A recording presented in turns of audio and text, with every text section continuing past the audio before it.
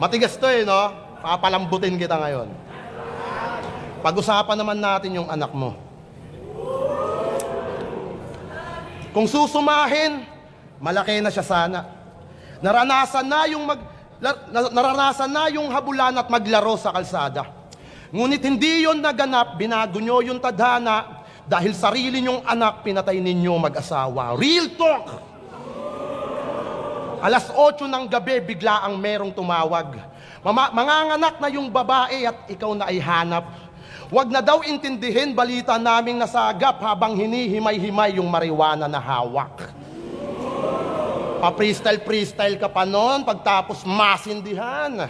Nakukuha pa mag-flow, puta ang tindi niyan. Habang asawa niya nandun, putok na yung panubigan. Di ba sabi niya sa'yo, di siya pupunta ng lying in habang wala ka.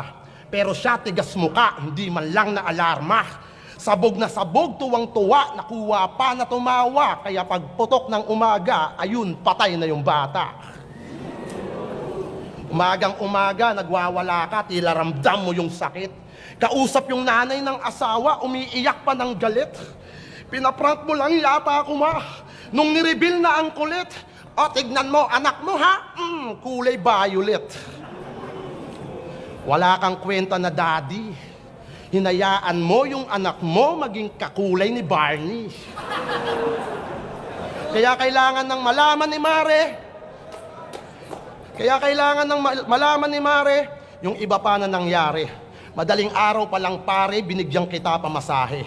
Kaso asang-asa ka doon sa kausap mo na babae. Tapos hindi ka sinipot, inumaga ka na lahat-lahat. Nawalan na ng iyot, puta, nawalan pa ng anak. Buhay pa sana anak nyo, kaso hindi siya binuenas. Dahil meron siyang magulang na kupal parehas.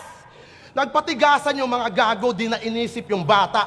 Mapakita lang yung galit, di na nag-isip ng tama. Kaya pasensya na Sabrina, kupal yung mama at papa mo, o baka sadyang di siya binuhay sa mundo bilang isa sa karma mo. Alin ba dun?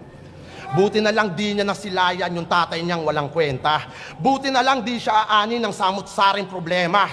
Buti na lang di niya nakita na kupal ka sa eksena. At buti di siya lalaki sa pamilyang walang lamesa. Kaya dapat thankful ka kahit alam mong masakit. Hindi niya mararanasan yung kumain sa sahig. Buti na lang di niya nakita yung mukha mong babidi. Di siya masusumbatan sa libre mo na Jollibee. Hindi man niya nasilayan itong mundong ibabaw, at least di siya makakakain ng nanggaling sa nakaw. At last, ngayong sumingaw na baho mo na mas masahol pa sa lungad. Isang broke na rapper to at may karera na makupad. Si Undulang kalaban mo, hindi yung lipram na pambungad. Di na kailangan pa silip, sadyang marami na siyang butas.